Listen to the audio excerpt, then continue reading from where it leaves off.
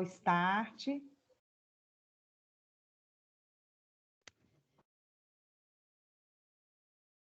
Boa tarde a todos.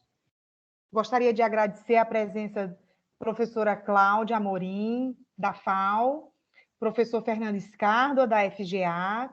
Hoje estaremos aqui presentes aqui a partir das 13h31 para a apresentação aí da defesa de trabalho de conclusão de curso 2 do meu orientando, Danilo Venceslau de Oliveira, com o título aí do trabalho Implementação de sistemas fotovoltaicos em habitações de interesse social no âmbito do programa Minha Casa Minha Vida. Então, Danilo, você tem em torno de 20 a 30 minutos no máximo para fazer sua apresentação. Agradeço imensamente aqui a pontualidade de todos. Então, eu vou pedir para cada um de nós aqui fecharmos a nossa câmera, deixa só a do Danilo, né, aberta. E aí, Danilo, agora é com você aí, tá? Muito obrigada. Muito obrigado, professora. Então, eu sou o Danilo, estarei apresentando aqui hoje a segunda etapa do meu trabalho de conclusão de curso. Gostaria de agradecer, então, a presença de todos, agradecer também a orientação da professora Paula e a presença da professora Cláudia e do professor Fernando Scardo. Bom, conforme a professora Paula apresentou, o meu trabalho de conclusão de curso foi a respeito da implementação de sistemas fotovoltaicos em casas populares, né, habitações de interesse social, no âmbito do programa Minha Casa Minha Vida. Mais especificamente, né, abordando, então, o objetivo geral, o intuito era realizar uma análise técnica e econômica da implementação de um sistema fotovoltaico conectado à rede em um modelo hipotético de habitação de interesse social baseado nos parâmetros do programa Minha Casa Minha Vida. Da motivação que eu tive para fazer esse trabalho, desenvolver esse tema, primeiro foi fomentar essa discussão a respeito do combate ao déficit habitacional, que, segundo os dados da Fundação João Pinheiro, já atinge aí, a marca de 6,3 milhões de habitações. Também tratar um pouco do tema de diversificação da matriz energética, que é um tema muito importante, sobretudo nos tempos de hoje, né, que a gente vem enfrentando uma crise hídrica tão severa. Também o caráter social dessa iniciativa, né? Então, a possibilidade de poder contribuir visando uma pequena melhoria de vida para um extrato menos favorecido da sociedade é algo que me motiva bastante. Bom, na metodologia utilizada para o desenvolvimento do trabalho, em um primeiro momento ela assume, então, um caráter descritivo e bibliográfico, buscando, então, caracterizar esses temas de geração distribuída, energia fotovoltaica, déficit habitacional e programa Minha Casa Minha Vida, no intuito, então, de estar validando essa proposta de concepção e avaliação do sistema fotovoltaico. Nesse segundo momento, então, a metodologia já assume um caráter um pouco mais exploratório e quantitativo. Então, antes de partir para essa concepção e avaliação de fato, a parte mais técnica desse trabalho, precisamos lembrar alguns conceitos importantes, né, que foram tratados na parte 1 do trabalho.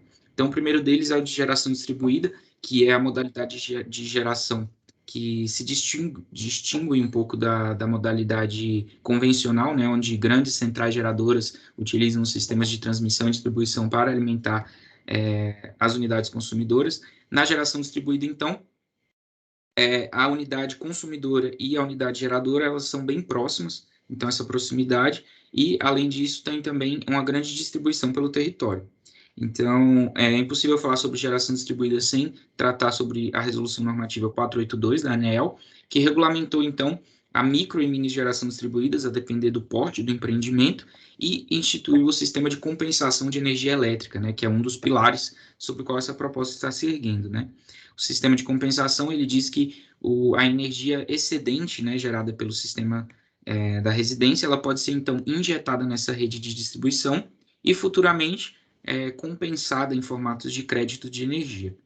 Alguma das vantagens, então, desse modelo de geração distribuída seria a redução das perdas, né, devido à proximidade com essa unidade consumidora, a dispersão geográfica pelo território nacional e a minimização dos impactos sociais e ambientais, que é algo que a gente vê muito no modelo atual, né, baseado em hidrelétricas.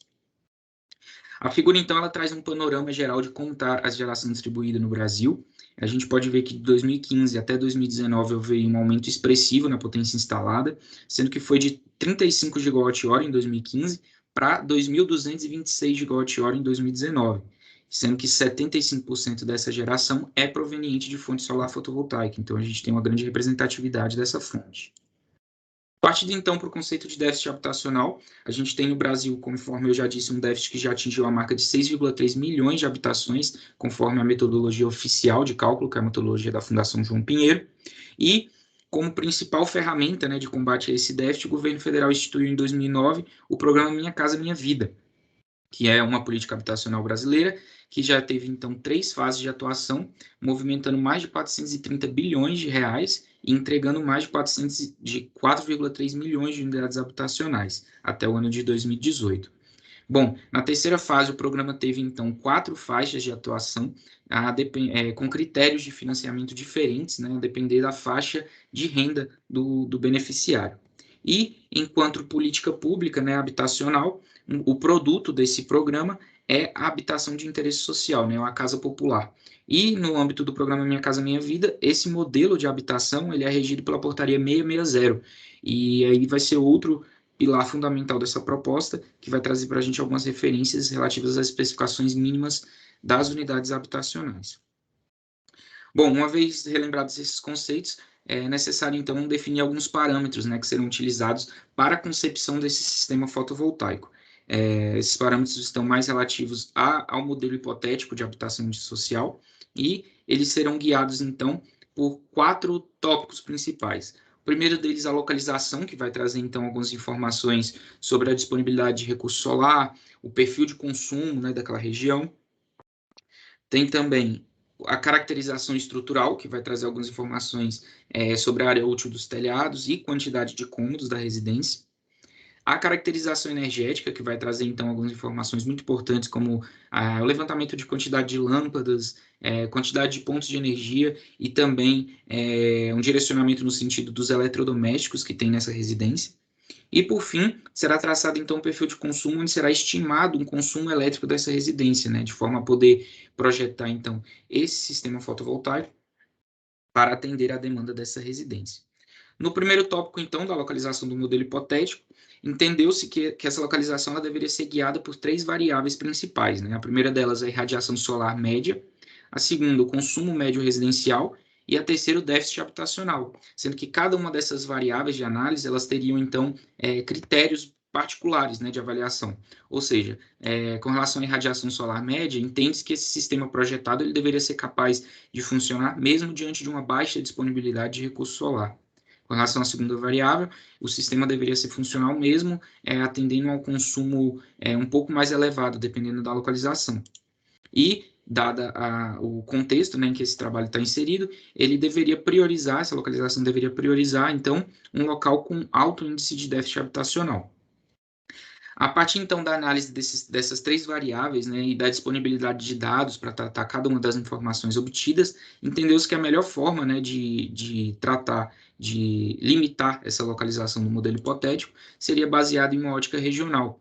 Essa localização ela poderia ser uma zona bioclimática, um estado, uma cidade, mas, de acordo com a disponibilidade de dados para cada uma dessas variáveis que estavam sendo analisadas, entendeu-se que a ótica regional era que faria mais sentido. Então, a partir então dessas 3 variáveis estudadas, ranqueou-se cada região do país conforme os critérios abordados anteriormente e entendeu-se que a região sul ela possuía um ótimo desempenho, né, frente às outras, sendo que ela possui uma baixa disponibilidade de recurso solar, um alto consumo elétrico e um alto índice de déficit habitacional. Então, determinou-se a região sul como localização do modelo hipotético. Quando da caracterização estrutural e energética do modelo, a principal referência utilizada foi a portaria 660 de 2018, que trouxe aí algumas informações muito relevantes, como, por exemplo, a área útil de 36 metros quadrados para unidade habitacional. No contexto, então, desse estudo, foi utilizada uma simplificação e adotado essa área útil de 36 metros quadrados, como também a área útil do telhado da unidade habitacional. Foi também utilizado da portaria 660 a referência da quantidade de cômodos para se determinar, então, a quantidade de lâmpadas que seriam utilizadas na residência. E também a portaria forneceu um direcionamento no sentido dos eletrodomésticos, né, do levantamento de eletrodomésticos dessa residência, uma vez que ela determina alguns pontos de energia específicos para fogão, geladeira, chuveiro elétrico, máquina de lavar e TV. A outra referência utilizada no estudo também foi a pesquisa de posse e hábitos de uso de equipamentos elétricos na classe residencial, uma pesquisa realizada pela Eletrobras, que trouxe então um levantamento de quais eram os eletrodomésticos mais utilizados na classe residencial em cada região do país, né? Por fim, o consumo elétrico estimado dessa residência foi pego, então, esse levantamento de eletrodomésticos que foi feito com base na pesquisa da Eletrobras e utilizado, então, alguns dados do Programa Nacional de Conservação de Energia Elétrica, né, o PROCEL, para, então, determinar qual seria o consumo daquele conjunto de eletrodomésticos em uma escala mensal. Então, chegou-se ao valor de 130 kWh mês dessa unidade habitacional, sendo que acrescentou-se ainda uma margem de 10%, que foi referente a algumas cargas que não foram dimensionadas, como, por exemplo, cargas de aparelho celular, notebook, etc.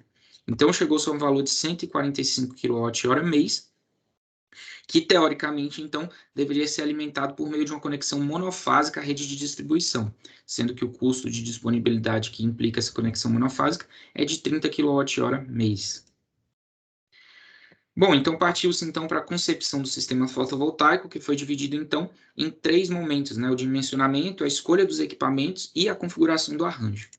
Quando do dimensionamento, então, foi utilizado então a demanda, né, de energia mensal e feita uma projeção para uma escala anual, chegou-se a um valor de 1.380 kWh, já descontado, né, os custos de disponibilidade. E a partir dessa demanda de energia anual, determinou-se então que o sistema ele deveria ter uma potência nominal de 1.183 watt-pico, de forma a atender essa demanda energética. A metodologia utilizada, então, para esse cenário de atendimento integral da demanda, né, de 100% da demanda, ela foi replicada e foram criados, então, alguns cenários alternativos. O cenário 2, visando atender, então, 75% da demanda de energia da residência, e o cenário 3, visando atender, então, 50% dessa demanda de energia. A partir, então, desse dimensionamento, foi feita, então, a escolha dos equipamentos que seriam utilizados para o sistema fotovoltaico, sendo que, além dos requisitos técnicos, né, de cada parâmetro técnico necessário ao funcionamento do sistema, também foi considerado, mediante uma pesquisa de mercado, o preço como um fator determinante para essa escolha desses equipamentos. Então, para o cenário 1, que é o de atendimento integral da demanda, teve-se, então, 3 painéis fotovoltaicos da Canadian, um microinversor da Rui Mires, uma caixa de junção da MEX, 30 metros de fio condutores da Nexans e um sistema de medição bidirecional genérico a ser, então, fornecido, né, pela distribuidora local conforme a resolução 482. Então, a figura apresentada ela traz uma representação visual de como seria a instalação desse sistema fotovoltaico. É importante ressaltar que é uma representação visual, apenas um auxílio, sendo que a representação técnica, de fato, está no diagrama unifilar, disponível também no trabalho. Que a gente pode ver, então, que para o cenário 1, né, os 3 painéis fotovoltaicos são conectados, então, à caixa de junção por meio de 3 entradas. A caixa de junção atua, então, na proteção do circuito com alguns dispositivos. E, logo em seguida, é direcionado através de 3 saídas, a energia, então, é levada ao inversor. Esse inversor, então, ele faz a conversão da energia da corrente contínua em corrente alternada, então, do inversor é alimentado o quadro de distribuição da residência. O quadro de distribuição da residência, então, essa energia pode ser direcionada ou para as cargas residenciais, né, os eletrodomésticos, os aparelhos de ponto de energia da residência, ou ela pode ser injetada na rede de distribuição, sendo que no segundo caso ela passa, então, pelo medidor bidirecional, fazendo, então, essa medição da quantidade de energia injetada e consumida. Uma vez, então, dimensionado e projetado o sistema fotovoltaico, foi feita a avaliação técnica desse sistema, né? Utilizando, então, a simulação computacional baseada no software PVSYST, que é um software que ele utiliza algumas bases de dados internacionais e nacionais para fazer, então, inserir, então, dentro do cálculo de desempenho do sistema, alguns efeitos de perda, sombreamento e sazonalidade, que são alguns efeitos um pouco mais complexos para serem considerados, né, no dimensionamento analítico do sistema. Algumas outras vantagens do PVSYST também é que ele possui uma larga base de dados, né, de equipamentos fotovoltaicos, e isso permite que ele considere características técnicas específicas de cada modelo, né, utilizado, e ele também possui sugestão de valores pré-definidos. Conforme você fornece algumas informações, ele sugere, então, alguns valores para complementar essa simulação. Isso, no contexto onde a gente está trabalhando, em que foi considerado um cenário hipotético, é muito valioso essa sugestão de valores, já que a gente pode, então, considerar alguns valores um pouco mais próximos da realidade. Para a simulação, então, foram consideradas 3 variantes, uma para cada cenário estudado. Dos resultados, né, então, dessa simulação de desempenho do sistema fotovoltaico, foi considerado que para os 3 cenários estudados, foi constatada uma margem, né, uma energia sobressalente, né, que foi de 21,3% até 37,6%, além da demanda de energia da residência, né. Então, em primeiro momento, entende-se que essa margem está adequada, principalmente considerando que foram feitas algumas concessões com relação a sombreamento, orientação do telhado, angulações dos painéis fotovoltaicos, etc. Mas, por outro lado, considerando, então, o contexto social, né, da proposta, entende-se que aqui é um ponto de melhoria, né, onde poderia, talvez, aproximar essa energia gerada da energia, de fato, consumida pela unidade habitacional. Então, olhando, então, por uma ótica mensal, é possível ver que o sistema fotovoltaico ele foi capaz de atender essa demanda em 10 dos 12 meses do ano. E, novamente, fica claro um pouco a questão do sobredimensionamento, né, onde a gente pode ver que tem muito mais energia aqui sobressalente do que, de fato, faltando. Do ponto de vista técnico, entende-se que o sistema foi considerado viável, apesar desse pequeno sobredimensionamento, uma vez que foram feitas algumas concessões no projeto, que essa sobressalência de energia pode vir a ajudar a suprir. Mas, por outro lado, conforme dito, considerando esse contexto social da proposta, era interessante que fosse feita uma otimização de forma a aproximar, então, ao máximo a energia gerada da energia consumida nessa unidade habitacional. Partiu-se, então, para a avaliação econômica do modelo, sendo que essa avaliação baseou-se primeiramente numa sistematização das informações obtidas com a simulação e, posteriormente, foi feita a aplicação de indicadores financeiros, né? Então, buscando determinar essa viabilidade do sistema. Quando da sistematização das informações, ela foi guiada, então, por 3 tópicos principais. O primeiro deles foi o levantamento de custos, né? Esse levantamento foi, então, utilizado o preço dos equipamentos obtidos de acordo com aquela pesquisa de mercado no varejo. Então, ressalta-se que os valores foram obtidos no varejo e uma eventual aquisição desses equipamentos em uma escala mais atacadista viriam a reduzir, então, o preço de custo dos equipamentos, mas para esse estudo, no momento, foi considerado os valores varejistas. E acrescido também no valor de 20%, que é referente à estrutura, mão de obra, de instalação e transporte dos equipamentos, né? Também foi considerado o segundo tópico o levantamento da economia que foi gerada por esse sistema fotovoltaico, onde foram cruzadas, né, as informações de geração anual do sistema com a tarifa de energia, né, sendo que na geração anual foi considerada, então, uma taxa de degradação dos painéis, conforme a simulação do sistema fotovoltaico, e para a tarifa de energia foi considerado também uma média de reajuste anual dessa tarifa. Por fim, o terceiro tópico utilizado para a sistematização dessas informações foi as condições de financiamento e subsídios do programa Minha Casa Minha Vida, né? Para isso, então, foram utilizados os critérios da fase 3 do programa, que trouxe, então, 4 faixas de financiamento com condições diferentes, né? Se baseando, então, na renda familiar do usuário. É possível ver, então, que a faixa 1 ela possui as condições mais brandas de financiamento, já a faixa 3 ela possui as condições um pouco mais severas, né, onde não há subsídio do governo e as taxas de juros já são mais elevadas. A partir disso, então, foram aplicados os indicadores econômicos, sendo que o primeiro deles foi o valor presente líquido, e estabeleceu-se, então, o critério de que, para ser considerado viável, né, o valor presente líquido desse investimento deveria ser maior do que zero. Então, a gente pode ver nos resultados apresentados que o cenário 1 ele obteve, então, um desempenho muito bom frente a todas as condições onde ele foi testado, né, frente a todas as faixas de financiamento.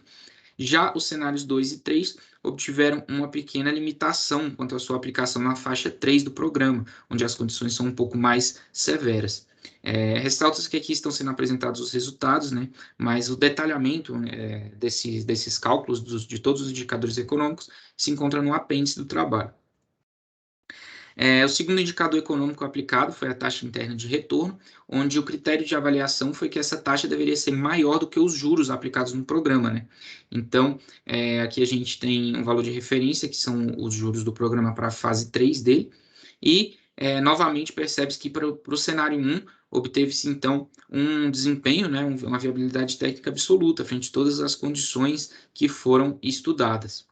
Já os cenários 2 e 3, respaldando, né, o resultado do valor presente líquido, percebe a limitação da sua aplicação quanto à faixa 3, onde há as condições um pouco mais severas de financiamento. Por fim, o último indicador aplicado foi o tempo de retorno do investimento, né, o payback, e estabeleceu-se que para ser considerado viável, esse payback deveria ser menor que 10 anos, ou seja, o investimento deveria se pagar em menos de 10 anos. Novamente, percebe-se que o cenário 1 possui, então, uma viabilidade absoluta frente a todas as condições que foi submetido, todas as condições de financiamento, sendo que na mais severa condição de financiamento em que o cenário 1 foi submetido, ele se paga em 7,39 anos, né? Bem abaixo do limite de 10 anos que foi imposto. Já os cenários 2 e 3 foram, então, submetidos também às mesmas condições e foi verificado que a mesma limitação que foi verificada nos dois indicadores anteriores foi constatada novamente no payback, onde para a faixa 3, os cenários 2 e 3 apresentaram uma pequena limitação de aplicação. Apesar dessa limitação, né, dos cenários 2 e 3, na condição mais severa de financiamento, entende-se que isso não inviabiliza a aplicação do mesmo nas outras faixas de financiamento, né, apenas limita com relação à faixa 3, mas para as faixas 1, 1,5 e 2, ele apresentou um desempenho bem favorável. Por fim, entende-se também que os resultados eles reforçam, né, a premissa da necessidade da atuação do Estado na implementação dessa proposta, né, onde a gente pode ver, constatar, né, algo que já era previsto, que para a faixa 1, que possui, então, os melhores critérios, né, os critérios mais brandos de financiamento, os resultados, então, são bem mais favoráveis à implementação do sistema. Bom, por fim, algumas considerações finais. Percebeu-se, então, a viabilidade técnica absoluta do sistema, frente a uma viabilidade econômica em 10 das 12 combinações estudadas, né? Foram constatados benefícios bilaterais, tanto sobre uma ótica governo e usuário, quanto sobre uma ótica diversificação da matriz e combate ao déficit habitacional, e alguns desses benefícios constatados foram o atendimento à premissa de melhoria contínua do programa Minha Casa Minha Vida, a redução de gastos, né, do beneficiário frente aí à instalação desse sistema fotovoltaico, e o atendimento à demanda crescente de energia, né, que é provocada pela entrega de novas unidades habitacionais. Então, frente a novas entregas, as entregas já seriam munidas desse sistema fotovoltaico e estariam, então, atendendo a essa demanda crescente de energia. Já olhando, então, em uma escala nacional, né, o potencial de aplicação em escala nacional, a gente tem no aumento da geração provocada por essa entrega de novas unidades e na dispersão do programa Minha Casa Minha Vida pelo território nacional, duas ferramentas muito importantes no combate às crises hídricas. Bom, contudo, apesar dos resultados muito promissores, foram constatadas algumas limitações, como é o caso do sobredimensionamento, que foi constatado, então, na simulação do software. Esse sobredimensionamento, conforme foi dito, ele está dentro de uma margem adequada para suprir algumas perdas devido a sombreamento, devido à orientação dos painéis e etc., mas considerando aqui uma possibilidade de aplicação em escala nacional, não há espaço, né, para um excesso de energia, vamos dizer assim. Então, deveria haver uma otimização absoluta de forma a aproximar de fato a energia gerada da energia consumida pela unidade habitacional. E uma alternativa para atingir, né, essa otimização talvez fosse a utilização de alguns kits fotovoltaicos pré-definidos, né, com portes diferentes, que seriam, então, escolhidos, instalados de acordo com as condições do local, né, se haveria sombreamento ou não, se a condição do telhado está favorável, né, à orientação para o norte, e etc. Algumas das outras possíveis limitações que foram constatadas foi a oferta de equipamentos no mercado nacional, que pode vir a onerar um pouquinho o custo de implementação da proposta, a dependência de subsídio estatal e de conexão à rede para funcionamento da proposta, e, por fim, o perfil comportamental do usuário, né, no sentido de que a implementação dessa proposta ela pode colocar o usuário numa posição confortável, numa posição onde ele acabe aumentando um pouco o consumo, né, o que é chamado de efeito rebote. Então, isso não é algo que pode ser negligenciado e é algo que pode ser, então, trabalhado, né, junto com iniciativas paralelas de conscientização, conforme já foi abordado na fundamentação teórica, o sucesso de algumas iniciativas desse tipo. Com relação a alguns pontos de melhoria, né, alguns pontos de aprimoramento dessa proposta, foram constatados, então, que, apesar dos resultados obtidos aqui, eles fornecerem fortes indícios de que o projeto ele é adaptável, ele é funcional em outras regiões, não se pode negligenciar a replicação desse estudo considerando critérios regionais específicos, né? Isso pode vir a revelar tanto questões solares e geográficas, quanto também questões de perfil de consumo de cada região, que podem sim vir a trazer reflexos para os resultados do estudo. Também propõe-se alguma replicação do estudo no sentido de se tentar utilizar sistemas autônomos, né, ou seja, desconectados na rede, no intuito de atender aí algumas demandas em regiões mais remotas. Também tentar avaliar a possibilidade de aplicação da proposta em outras políticas públicas habitacionais, como é o caso de algumas políticas públicas estaduais, municipais ou até mesmo nacionais, como é o caso do programa Casa Verde e Amarela, né, que foi recém-instituído pelo governo. E, por fim, dentre os aprimoramentos dessa proposta, entende-se que se aliar essa proposta a algumas medidas de eficiência energética, né, como, por exemplo, algumas mudanças nos padrões construtivos das unidades habitacionais, ou o incentivo à utilização dos eletrodomésticos certificados, um uso consciente da energia, tudo isso iria favorecer os resultados do sistema fotovoltaico e iriam, então, trazer benefícios para o usuário. Por fim, gostaria de deixar, então, essa frase que um pouco que guiou aí toda essa jornada de trabalho de conclusão de curso, que diz que atender às necessidades básicas de energias das pessoas mais pobres desse planeta é um imperativo moral e social que pode e deve ser buscado juntamente com objetivos de sustentabilidade. Eu agradeço, então, a atenção de todos e passo a palavra à banca.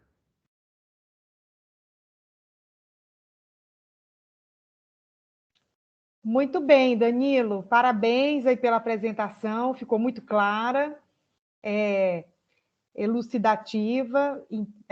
Então, agora vamos iniciar aí as arguições, né? Então, vamos iniciar a arguição pela professora Cláudia Amorim, que é a nossa avaliadora externa, né, AFGA, e em seguida eu remeto aí a palavra ao professor Fernando Escárdua. Bom, boa tarde a todos. Professora Paula, agradeço o convite. Danilo também. Já fui da sua banca intermediária, né? E, na verdade, assim, eu estou me sentindo como se eu estivesse numa banca de mestrado, Danilo. Porque o seu trabalho tem, né? Primeiro são 200 páginas de trabalho. E depois porque você realmente tem uma articulação, um domínio do tema enfim, você tem vários requisitos aí que poderiam enganar alguém mais desavisado, tá? Queria já de antemão te deixar os parabéns pelo seu trabalho. Então, Danilo, assim, o que eu realmente gostaria de falar são pequenas observações principalmente sobre o texto, né? Porque, obviamente, a sua apresentação, como a professora Paula já comentou, foi muito elucidativa, Algumas dúvidas que eu tinha do texto, elas foram esclarecidas aqui, mas o texto tem que falar por si, né? Porque quando alguém for pegar e ler o seu trabalho, não vai ter você do lado explicando. Então, Danilo, assim, primeiramente, eu queria dizer que o trabalho tem uma boa estrutura, né? Você tem ótimas referências, tem boas referências, né? Está muito bem escrito, o português está muito bom, só tem uma coisa que eu vou pedir para você revisar: crase. Tem problemas de crase, tá? Foi o que eu percebi, só alguns usos incorretos da crase. O resto, não diria nada. Com relação à estrutura, na verdade, assim, eu falei que ela está muito boa, mas tem um pontinho que eu vi, acabei vendo depois. Quando você coloca lá a estrutura do trabalho como um todo, eu teria colocado a fundamentação teórica antes da metodologia, sabe? Assim, como sugestão. Por quê? Porque, na verdade, a fundamentação teórica, ela te dá subsídio também para a sua metodologia, né? Então, quando a gente lê a metodologia e depois você começa a falar de toda a teoria e de tudo que te inspirou e que embasou o seu trabalho, fica meio truncado, sabe? Normalmente a gente faz o contrário. Mas também, enfim, eu entendo que é uma opção, a sua fundamentação teórica está bem grande, né? Nesse sentido, até te diria assim que uma coisa que eu senti um pouco falta, Danilo, mas é claro, eu estou te tratando como um aluno de mestrado, tá? Então você fique tranquilo aí, porque eu estou assim, estou te dando um feedback como se você já estivesse nesse nível. Com certeza, toda crítica é bem-vinda, professora. É para você já se preparar para o mestrado. Por favor.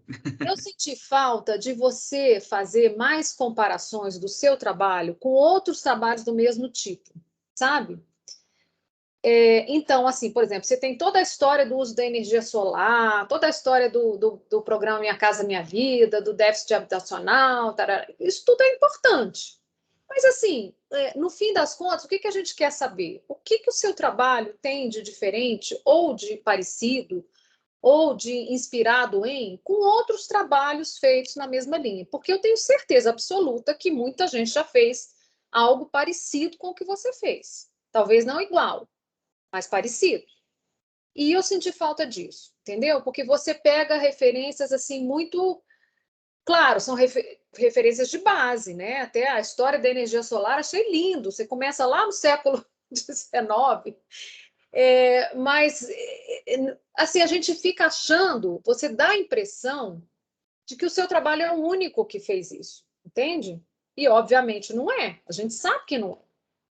Mas então assim, botar uns 2 ou 3, pelo menos, que tenham feito alguma coisa similar, que você possa comentar. Ninguém está exigindo aqui que você faça algo original, diferente, só vão te exigir isso no doutorado. Mas que pelo menos assim você mostre o contexto do que está sendo trabalhado no Brasil. E aí eu estou falando da questão do fotovoltaico em habitação de interesse social. Porque você fez uma boa revisão disso separadamente. Mas, assim, eu senti falta dessas coisas juntas, sabe? Dos dois temas juntos. Então, isso é a única coisa que eu te diria com relação a essa referência teórica. Nos objetivos, assim, talvez você pudesse reduzir, sabe? Eu acho que você tem 5 ou 6 objetivos específicos.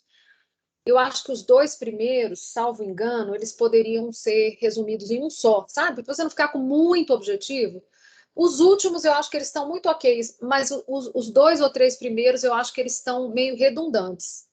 Mas isso também é um detalhe, tá? Bom, eu tive alguma dificuldade para entender, mas agora com a sua apresentação entendi, a questão dos cenários. Na verdade, você tem 3 cenários, né? O cenário de atendimento integral e os cenários de atendimento parcial. Acho que ficou mais claro agora, mas como o texto é muito longo, a gente se perde um pouco, sabe? Eu acho que isso você deveria ressaltar, porque depois você repete isso ao longo do texto e não fica muito claro. Eu entendi que os cenários dizem respeito somente ao atendimento dessa demanda, né? É isso, né? Tá. Exatamente. Aí cada um possui um projeto fotovoltaico diferente, né? Que foram reduzindo, de fato, de forma a se atender uma demanda menor. Você reduziu o tamanho do painel, basicamente.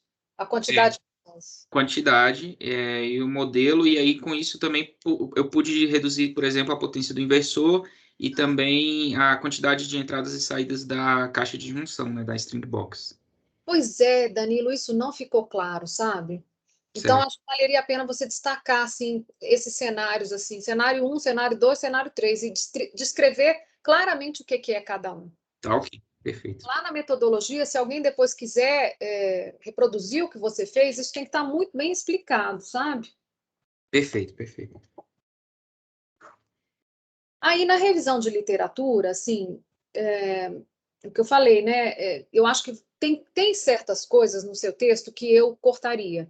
Aí eu vou te deixar isso como sugestão para quando você for fazer o mestrado.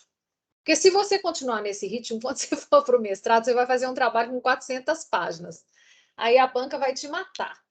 O que acontece? A gente tem uma hora que a gente precisa desapegar um pouco, sabe? E eu acho que você não conseguiu. Então, você ficou com aqueles textos assim, que você tinha escrito há muito tempo. Por exemplo, tem uma coisa lá no final, na página 79, que você chamou de aspectos gerais, onde você começa a avaliar o próprio êxito do programa Minha Casa Minha Vida, da construção de HIS, entendeu? Isso não é o escopo do seu trabalho, sabe? É uma coisa assim que não cabe aqui você fazer esse tipo de avaliação. Então, é melhor você deixar mais enxuto em cima do que realmente é a sua contribuição, do que você se arvorar a dar opiniões em coisas que não tem nada a ver com o seu objetivo, tá? Eu acho que isso, ao invés de enriquecer, não fica bem no seu trabalho, sabe? Aí tem algumas dúvidas técnicas. Por exemplo, o que você chamou de caracterização estrutural do modelo, eu fiquei achando que você ia trabalhar realmente a estrutura, né, do ponto de vista físico, né, pilares, vigas, estrutura. E não é. Na verdade, essa caracterização estrutural é uma caracterização arquitetônica, né? É a geometria da edificação, é a planta, né? E aí, Danilo, eu senti falta de você realmente mostrar essa edificação no corpo do texto. Tanto é que chegou no final, e mesmo na sua apresentação, eu não vi, porque você falou em 36 metros quadrados de área, deixa eu ver se é isso, acho que é, 36 metros quadrados de área útil, e você falou que a área do telhado também é essa. Mas e aí? E a implantação? Para que lado, qual a inclinação desse telhado? Para que lado que ele está orientado? Né? Isso não, eu acho que você colocou no anexo. Pode ser que tenha sido falha minha, mas isso é o tipo da informação que tem que estar no corpo do texto. Você botar um modelo da casa, e depois eu vi no PVSys, a gente vê lá o modelinho em 3D e tudo, mas não fica claro como é que você implantou isso no terreno, né? Então, até que você me respondesse isso. Então, nesse ponto, eu fiz algumas concessões no texto, né? Porque, de fato, não teria como eu pegar uma coisa mais geral, que pudesse ser aplicada a qualquer tipo de assentamento, principalmente no que diz respeito à orientação dos telhados, né? Então, eu fiz uma concessão, adotando que para esse modelo hipotético, o telhado estaria, de fato, alinhado com o norte geográfico, seria perfeito, inclinação adequada ao sistema fotovoltaico.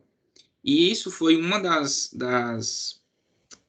dos argumentos, né, que favorece aquela margem um pouquinho, aquele sobredimensionamento da geração de energia, porque aqui nesse sistema a gente está considerando as condições ideais, mas quando replicado em outros assentamentos, isso não, possivelmente, né, provavelmente isso não vai estar condizente. Então, essa margem de energia que está um pouco sobressalente, ela vai ser utilizada para suprir Aumentar. essa falta esse debuff, né, que deu com a questão da orientação dos telhados. Ah, entendi. Então, você assumiu que o telhado tem Hipoteticamente. uma Uhum. água única, né, uma queda para um lado só. Exatamente. E aí, assim, isso tem que estar escrito, tá? Tudo bem, eu entendo você assumiu isso como é uma limitação do trabalho, vamos dizer assim, né?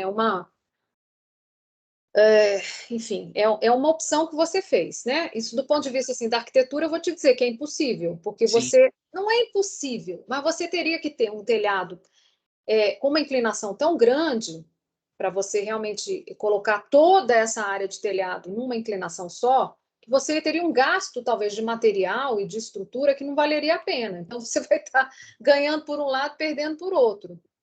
é verdade. Eu senti um pouco falta disso, sabe? Assim, não tem informação nenhuma. Não está escrito isso. Eu não vi. E seu texto está muito, muito longo. Então, posso ter também passado batido, mas. E isso é o tipo da coisa que tem que dar destaque, porque faz parte da metodologia. Professora Cláudia, Oi. no caso aí, então, ele teria que, no item que ele faz a descrição da casa modelo, ele dá uma ênfase maior desses aspectos aí, né? Exatamente. Na tal da caracterização estrutural, que eu mudaria o nome, né? Eu acho que é uma caracterização Arquitetônica. arquitetônica do modelo, e aí você mostrar como é que foi que você fez isso. Desenhe um É, modelo qualquer. É engraçado Não, porque no PVSys não aparece isso. No PVSys aparece uma casa com duas águas, um telhado de duas águas. eu até fiz essa descrição, professor, eu acho que eu fui um pouquinho breve, mas está nos 2 últimos parágrafos dessa caracterização estrutural. Eu falei que... de repente, Danilo, colocar essa do seu plot. caracterização dentro de um box com mais destaque, entendeu? Aham.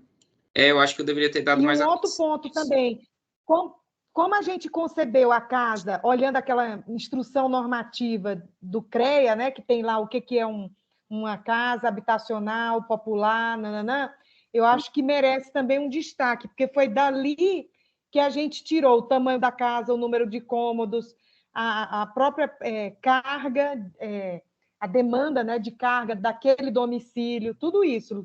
Isso a gente discutiu no TCC1. Lembra?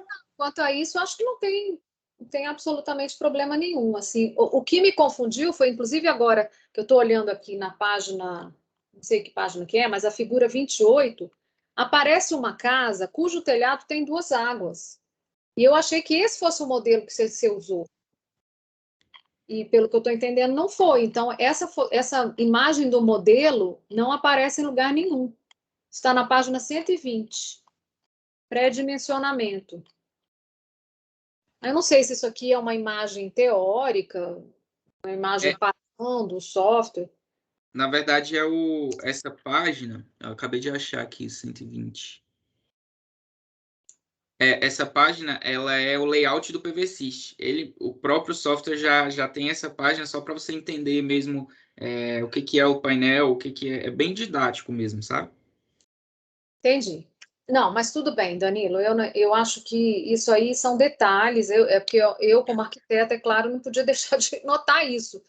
Na verdade, isso é um passo importante da sua metodologia, entendeu? Você definiu dessa maneira, não tem nada de errado, mas você tem que dizer isso muito claro, com muito É. destaque, porque não deu para ver, tá? Vou destacar mais essa parte do texto, Tá. mas já, assim, também justificando um pouquinho, mesmo que fossem 2 águas, assim, os resultados, a área útil que foi ocupada do telhado, não é nem, acho que não é nem um quinto do telhado total, que são só 3 placas no sistema maior, então, assim, de fato, foi uma falta de dar um destaque maior a esse texto, mas, tecnicamente, mesmo que fossem 2 águas, mesmo que eu adotasse um modelo mais possível, vamos dizer assim, arquitetonicamente, né, ainda estaria viável o sistema, tá? Perfeito. Tá ótimo, deu para entender perfeitamente. Aí uma última pergunta. Achei ótima essa opção de vocês de escolher a região, levando em consideração aqueles 3 critérios. Isso ficou muito legal, né? A quantidade de radiação solar, o déficit habitacional e qual foi o terceiro? Aí o Consumo consumo. regional. Então, achei muito interessante. Então, você pegou, de fato, você pegou a pior situação. Então, se É, você pega a pior, significa que você pode rebater com lucro para as outras, né? Isso pode ser replicado sem problema para as outras. Achei isso muito bom. Esse critério de payback é aquele da ANEEL de 10 anos? Não, então, eu adotei o tempo de 10 anos porque é o menor dentre os critérios do programa Minha Casa Minha Vida, que é o da faixa 1. da faixa 1,5, 2 e 3 são de 30 anos para pagar, né? Tá. O prazo para pagamento desse financiamento é de 30 anos. Já para a faixa 1 é só de 10. Então, eu preferi puxar todos eles para o de 10, principalmente considerando essa questão de pior cenário, né? De pior caso. Não, só que fiquei achando que eu acho que o da ANEEL são 7 anos, né, para eles financiarem projetos de eficiência energética. Vixe, professor, essa informação eu não tenho no momento. Não, mas tudo bem, não tem problema nenhum, não. É porque isso é outra seara, na verdade. Bom, última coisa que eu te diria, Danilo, assim, algumas das limitações que você colocou do trabalho, elas se confundem um pouco com sugestões para trabalhos futuros, né? Quando você fala lá do... Agora eu esqueci exatamente o que você falou, mas você falou de coisas que você, na verdade, não explorou no trabalho, né? Não, licitações, não, as anteriores. Ah, sim. Aqui. Oferta de equipamentos, dependência do subsídio estatal, dependência de conexão à rede. Isso aqui tudo são hipóteses para se fazer outros trabalhos. Eu não colocaria como limitações, não. Isso são questões para você investigar, outra pessoa investigar. Perfeito. E limitação, você poderia... Uma limitação clara do seu trabalho, por exemplo, é exatamente essa, do telhado. Você fez uma configuração, adotou uma certa configuração, e isso é uma limitação, ou seja, seu trabalho é válido para essa configuração, embora você diga que isso poderia ser também para outras situações, porque a área de telhado é muito pequena, né? Ocupada. Então, é diferente de você dizer essas outras questões que você mencionou, entendeu? E isso aí são limitações do contexto e não do seu trabalho. Então, isso ficou meio confuso, sabe? Certo. Mas isso também é um detalhe. Como eu te falei, eu estou te tratando como se você fosse um aluno de mestrado. Eu acho que você devia fazer mestrado. Mas é isso, Danilo. Queria te agradecer o convite, parabenizar você e a professora Paula pelo trabalho. Nem cumprimentei o professor Fernando. Fernando, tudo bem? Então, eu devolvo a palavra. Parabéns. Muito obrigado, professor. Professora Cláudia, muitíssimo obrigada aí pelas considerações. Nada como um olhar de um arquiteta. Confesso que eu fiquei bem focada aí na parte, né, do retorno financeiro do empreendimento. Tinham vários pontos aí que eu precisei que o Danilo me explicasse, né, essa questão mais aí de telhado, de voltada para o norte, toda essa compilação aí dos equipamentos, todo esse cálculo aí, né, que ele mensurou e depois jogou aí dentro do PVSIST. Então, na verdade, fiquei mais antenada mesmo aí em saber, e curiosa, né, em saber se instalações de projetos fotovoltaicos em casas populares, né, seria de fato aí, vamos dizer assim, a terceira via, né, para solucionar aí uma geração, né, para essas habitações aí. Mas confesso que eu também fiz esse questionamento para o Danilo, no que diz respeito à contribuição, porque uma vez realizados os cálculos de engenharia e econômicos, de que modo essa geração fotovoltaica, ela pode, de fato, ser um plano B, um plano C, dentro de um contexto social e econômico de uma camada da população que tem esse tipo de estrutura, né, de habitação. E de que modo isso aí pode se transformar numa política pública mais, vamos dizer assim, mais estendida a esse tipo de domicílio. Então, eu acho que faltou realmente esse gancho, que é justamente essa a contribuição do trabalho do Danilo. Ou seja, uma vez feita a elaboração dos cenários, uma vez feita a precificação, vamos dizer assim, do quanto custa eletrificar essas casas, né, 50%, 100%, mesmo ainda com todas essas limitações de estrutura de habitacional, será que esse ensaio da geração distribuída, né, da geração para esse tipo de residência, é o plano C, o plano D, para um país que tem um nível de irradiância alto, para um país que tem aí um déficit habitacional, mas que ainda assim tem aí o seu planejamento aí de expansão de construção de casas para os próximos anos.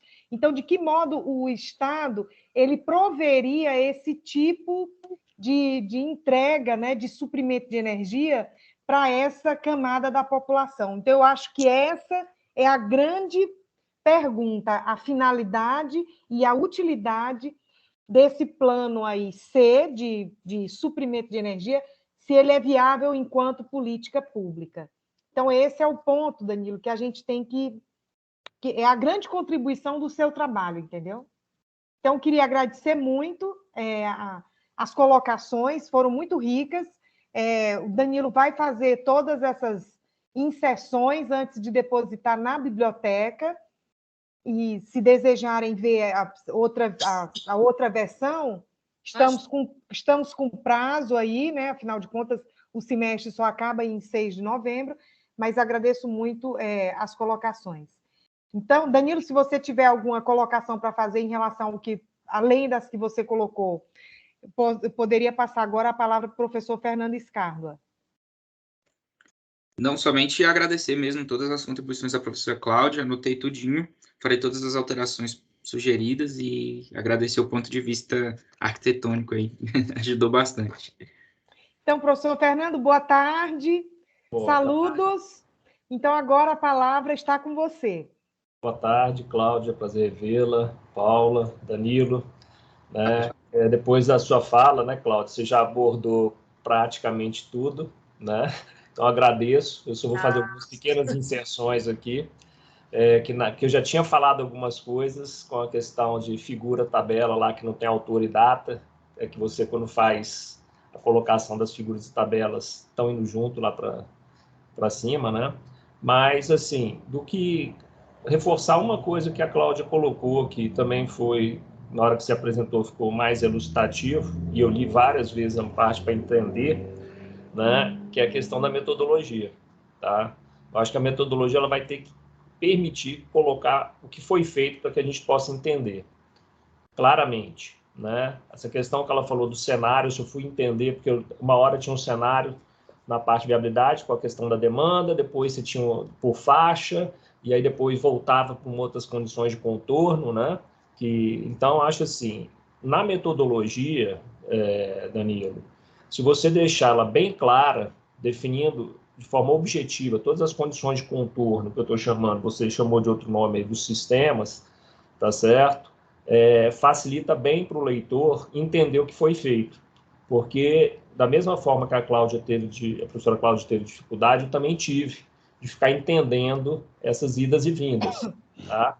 E eu vou fazer para você 3 perguntas a título de reflexão, que vai ser meus comentários, tá? Tendo em vista que a Cláudia já colocou a maior parte do que eu tinha que colocar. Então, você falou de desafios para a implantação do sistema voltaico no Brasil e para a população de baixa renda. Né? Dentro desse contexto, você acha que o programa Minha Casa Minha Vida, ou Verde e Amarelo, ele vai conseguir atender essa demanda? Dentro dessa conotação que está colocada aí, que você analisou. Olha, professor, eu acredito que não é uma coisa muito distante, dadas as condições atuais, né, que o programa teve algumas reduções aí, vamos dizer assim, de participação, eu acho que ficou um pouco mais difícil do que quando eu iniciei o trabalho. Mas eu ainda acho que não é algo tão longe, não é algo tão distante. A maioria dos programas dos assentamentos do Minha Casa Minha Vida, da terceira fase, já estavam com um sistema de aquecimento de água, né? Que já é um passo aí, né? Já não é a mesma coisa, mas é um passo em direção a isso que a gente está propondo. Então, agora com essa mudança do programa do programa Casa Verde e Amarela, foi algo até por isso que eu não fiz toda a adaptação para tratar o programa Casa Verde e Amarela. Seria essa falta de, vamos dizer assim, de um respaldo de sucesso, né? Vamos dizer assim. Ainda não sabe como será. O programa é muito recente, então eu optei por fazer do programa Minha Casa Minha Vida, que já trouxe alguns resultados assim bem promissores nesse sentido. Então, eu acredito que pode estar um pouquinho mais distante agora, talvez com essa alteração que foi proposta, mas que não é algo impossível, não é algo tão distante de ser feito, não. Agora uma pergunta antes de falar. São duas perguntas, uma dentro da outra, tá? Okay. Você falou que a sua área de telhado é 36 metros quadrados. Quando você mencionou para colocar as placas, ela ocupa quanto de área? As 3? Professor, então, para o cenário 1, ela ocupa 6,6 metros quadrados, para o cenário 2, 5,9 e para o cenário 3, 4 metros quadrados. Pois Essa informação está na página 133 não, também. não, sim, não. Se quiser. Pois é, não. É porque eu não estava lembrando o nome, eu sei que tinha. Mas por quê? Porque todo o modelo que nós estamos colocando, que você colocou, foi em termos do net metering, de compensação. Você pegou no final e colocou a questão, né, de algumas modelagens off-grid, que também não estava permitido, algumas coisas. Mas a minha pergunta é, se a gente mudasse para o ajuste do fit-in, em vez de net metering, tá certo? Para fazer a simulação, porque aí eu poderia aumentar a área de telhado, né, a utilização do telhado e gerar muito mais energia e vender, né, como fonte de renda, até para a população de baixa renda. Eu sei que esse não é o foco do seu trabalho, não foi esse, né, mas como você já colocou off-grid e tudo mais, eu queria que você só pensasse um pouco, né, porque teoricamente e tecnicamente, futuramente, as pessoas vão ter que fazer essa simulação. Né? Não fazer só simulação, mas vai mudar o modelo hoje, da gente sair da compensação e ir para o FIT, né?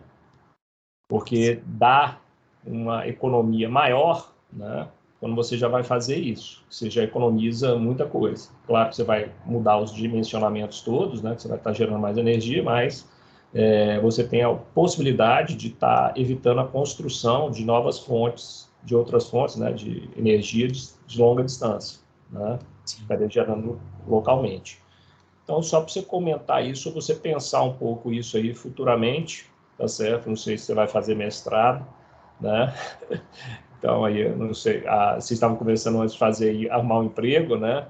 Mas fica essa questão para você, que a gente geralmente está usando realmente o compensação, tá certo? Mas a questão do FIT logo, logo vai estar entrando aí, tá? Certo. Seriam esses meus comentários, o resto a Cláudia já comentou quase tudo, os erros, outros que passaram, eu coloquei de novo, mando novamente, né? Obrigado. E queria agradecer aí a todos vocês na banca, também não vou tomar mais tempo para ficar falando de erro e parte de coisa de português aqui dentro.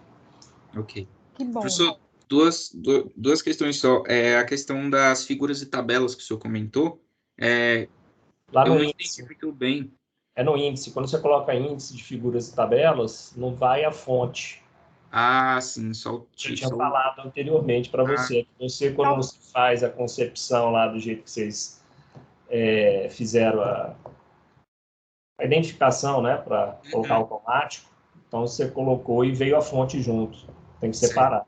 Vou fazer essa alteração. Eu fiz no LaTeX, ele já mandou tudo junto. É isso que eu estava dizendo. Eu acho que foi uma configuração do LaTeX. Vou procurar como é que eu faço essa alteração. Né? E com relação à sugestão que o senhor deu, eu achei muito visionário, né? Uma coisa muito, muito bacana. Não foi algo que passou pela nossa cabeça, mas é algo que, de fato, para gerar uma renda para a população seria ainda mais atrativo, né? Tem que fazer os estudos, sim, para ver como seria a participação estatal nessa parte de investimentos, né? Mas é uma proposta bem atrativa, eu gostei bastante do tema.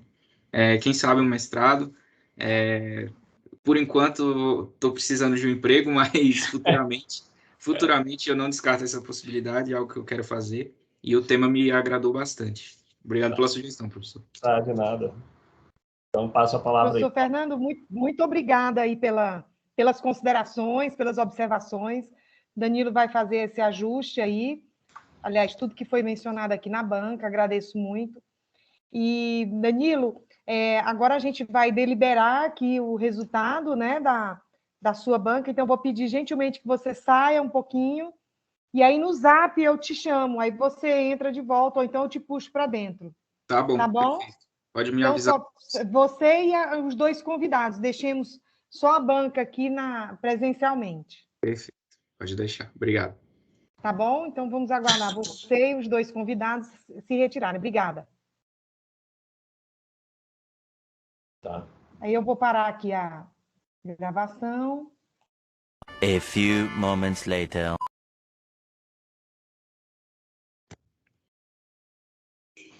Então, deixa eu iniciar aqui. Obrigado. Então, Danilo, boa tarde a todos. Estamos novamente aqui na sala do Teams. Gostaria de comunicar que você foi aprovado com a menção máxima, SS. Professor Fernando e professora Cláudia fizeram todas essas colocações. Nós vamos fazer essas inserções aí antes de entregar para a biblioteca da UNB. Então, queria muito assim, agradecer a oportunidade em ter sido a sua orientadora e me coloco à disposição e também sou da mesma opinião que a professora Cláudia, possivelmente merece aí ingressar num mestrado futuramente. Então, gostaria muito de parabenizá-lo aí pelo esforço, dedicação. Foi um trabalho aí árduo. Eu disse que você trabalhou muito, vários momentos aí muito sozinho, né? Sobretudo quando foi elaborar aí essa modulagem aí no PVSIST. Muito embora eu de cá estava mais de olho aí, né, nos aspectos econômicos. Então, eu gostaria de parabenizá-lo e desejar sorte a esse ciclo que se encerra na sua vida e que vai se abrir um novo ciclo aí diante dos seus olhos, aí diante da sua vida. Então, desejo muita sorte e tudo de bom para você, para sua mãe, para o seu pai, para sua noiva, para sua família. Parabéns. Obrigado, professora. Muito obrigado a todo mundo, professora Cláudia, professor Fernando, professora Paula. Essa aprovação vem com gostinho de diploma já, que era a última coisa que faltava para eu conseguir formar. Então, muito obrigado por tudo, pela atenção, pelas dicas. Com certeza, o mestrado é algo que já está nos planos futuros. Primeiro, eu preciso dar uma organizada na vida primeiro, né? Mas é algo que com certeza vai vir aí, se Deus quiser. E quando vier, eu vou estar aí contando para vocês também, pedindo o apoio de vocês também, com certeza. Então, muito obrigado e é isso.